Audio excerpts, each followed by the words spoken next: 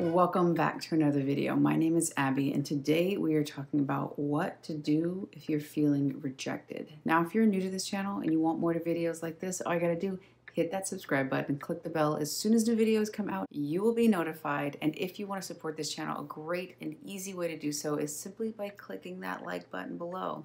So back to the video, what should you do if you are feeling rejected? Now, I'm making this video because I have felt this way so many times in my life. And a lot of interactions and questions that I deal with have to do with that rejection. That is basically the seed. The origin of the word rejection comes from the word ject, which means to throw. So rejection basically means to throw back. And in today's video, I want to talk about the idea of that, what is being thrown back, and also what is being thrown out. Projection. Projection is to throw out. Rejection is to throw back. And what do these two things have to do with each other, and how you learning about them can help you ease the pain of the rejection that you're currently feeling. Most likely, if you're watching this video, you're feeling a sense of rejection, or you have been rejected in the past and you absolutely know the pain I'm talking about. So there's all different kinds of rejection, but this video is specifically about the kind of rejection in which you just feel this immense pain, this complete devastation, almost like you're knocked off of your feet. It's devastating, it's paralyzing, and it cripples you. You are halted in your life, kind of like your life ceases. It hits you so hard, this type of rejection. Other rejection, it might sting a little bit, you move on, you're okay. So the things that I'm going to talk about in this video will help with that detrimental type rejection. The first thing you want to do is look and see, when's the first time you felt rejected? Do you have a history of rejection? What was your child like in regards to rejection? Did you feel neglected as a child emotionally? Did you feel abandoned even if your parents or your caregivers were around? Did you feel a certain amount of not being listened to or not being cared for in the way that you needed at the time? This doesn't mean that your caregivers or your parents are bad people if you do feel this way. However, it means that there are certain needs that weren't met, and therefore you might have had a sense of rejection at an early age, potentially forming that you're not worthy or that you're not valuable deep in your unconscious. Therefore, when you look out into the world, you are seeing your unworthiness reflected back to you.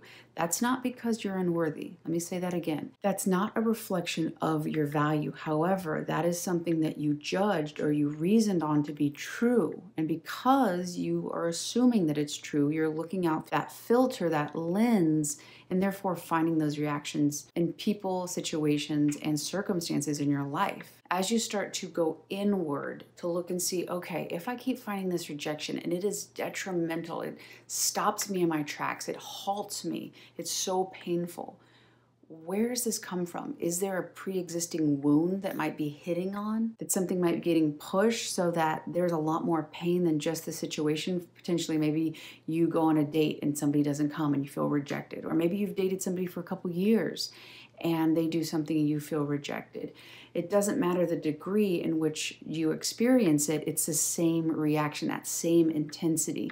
Meaning there's a pre-existing situation that's happened that's pushing on that wound, and regardless of the circumstances outside of you, going internal is what actually will help resolve this, because it'll give you the clarity of what you're reacting to. When you have that clarity, then you'll be able to make better decisions on what it is that you want and attract the things that you want, and not attract the things that you're unconsciously trying to heal. So when you're looking back into your life, the reason you're looking back into your childhood is because between the ages of the last trimester of your biological mom and about 7 years old, you're in theta brainwave, meaning everything that you're taking in, the way that people are treating each other, the way that people are treating you, even the jokes that they're saying about you, you're taking it in, you're forming a judgment, you're forming a decision about what that means about you. And you're in theta brainwave, meaning that it's the brainwave of the unconscious. So this is stored. You're learning how to be human from those around you, learning how to navigate and be in the world in your primary culture, which is your family. So if you are getting neglected, or maybe you're not getting the attention and needs not getting met, you are going to get that stored, that is your value, that is your worth, that you going out into the world, you will always have that reflected back to you because it is inside you. Only when you give it the attention, you reason on it with your adult brain, meaning you go back to that situation and process those emotions, hold that, Now that you have the tools as you do emotionally as an adult, you'll get to see it from a different perspective. That new view will help change the view you have of yourself, and ultimately that will lead you to attracting or being in different situations with different people, which will then prove we have something called confirmation bias. We have an idea we have of ourselves, your self-concept, your self-image, and you go through the world basically proving unconsciously that that's who you are. You can also think about a mirror. I've used this example so many times, but it's so easy because most of us on a day-to-day basis interact with a mirror. So if I have unworthy, if I have low worth on my shirt and I look into the mirror and I have even rejection, like this video, on my shirt, and I look into the mirror and I see rejection, I see low self-worth, I see no value. I'm looking to see that, but really I'm the one who believes that originally. So I am the cause to the reflection that I'm seeing. It's not because I'm bad. It's not because that's my value. It's only because that is what I believe. I can erase that. I can mark over it and put valuable, loved, accepted, whole and complete. And when I look into the mirror, I will see that. When I look into my life, I will then see the reflection of how I view myself. If I don't, and I have something that's out of alignment, somebody tries to reject me, I won't have very much value in that because I am not self-rejecting.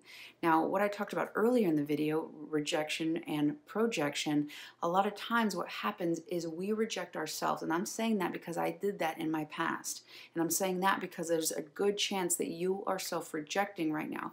You reject yourself. You're looking for somebody outside of you to affirm you, to validate you. And you need that so bad because you're not doing it for yourself. So really it's like you're a leaning post and you need that support. Without the support, you fall over.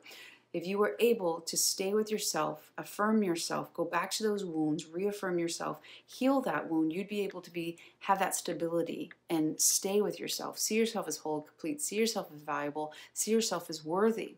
But since you don't and you're unconscious to it, you're leaning on it and you need that external validation, or so you think. You reach outside of yourself for that support, for that value. And if you don't get it, there is a sense of panic. You feel like you're not safe. You feel like you don't have what you need because you're not doing it to yourself. When you find yourself in these situations where these very intense emotions happen when you have a sense of rejection, they're just really, really intense. And even if it's a subtle thing where somebody stands you up on a date and you don't even know this person, you don't even know if you like them, but you take it as a soul-crushing experience, which I relate to because I have had that experience in my past. It is a good indication that whatever is getting triggered is beyond that experience. There's a moment, an event, several events that have happened to you in which it's bringing up. You're experiencing real time the pain that happened when you were 5, 6, 10, 12, whatever age you were in your life. You're experiencing that as if it's happening then. That moment of external rejection you're happening now, if somebody stands you up on a date, it's basically playing the tape of that original wound. So you feel it really intensely and looking to see, okay, am I looking for this person to prove that I'm lovable, to prove that I'm valuable, to prove that I'm worthy? Because if you are, you've rejected yourself. And if you've rejected yourself, no one is there to affirm you. No one's there to validate you. And the only one who can truly do it is you. You validating yourself, you feeling yourself as worthy, whole and complete, will then be reflected into your world through external experiences. I have another video talking about everyone is you pushed out. You are pushing yourself out on everyone.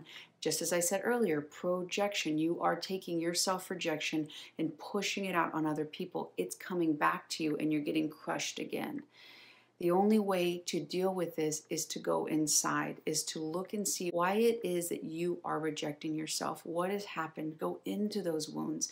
I believe that what life is asking us to do is to feel our feelings wholly. There's a lot of deep feelings that each and every one of us have, depending on whatever experience you've had in your life. So having the generosity emotionally, creating the support structure, reaching out to professionals, people who do somatic works, people who do readings that will help you, give you a little bit more insight into yourself.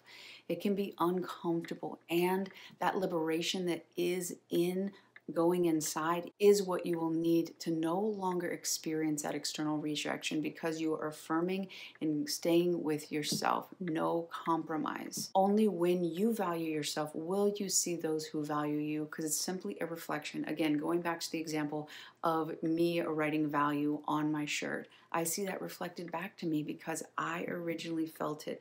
I originally believed it. I am the cause that's generating the effect, which is the reflection coming back to me, confirming the way that I view myself as whole and complete, as valuable.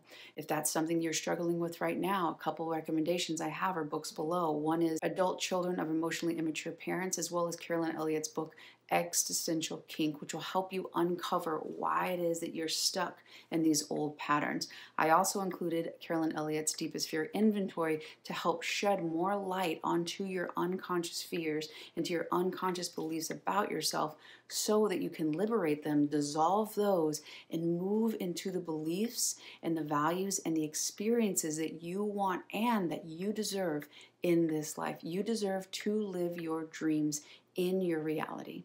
I really hope you've enjoyed this video. If you have, hit subscribe. If you haven't done so already, like this video, and I'll see you on the next one.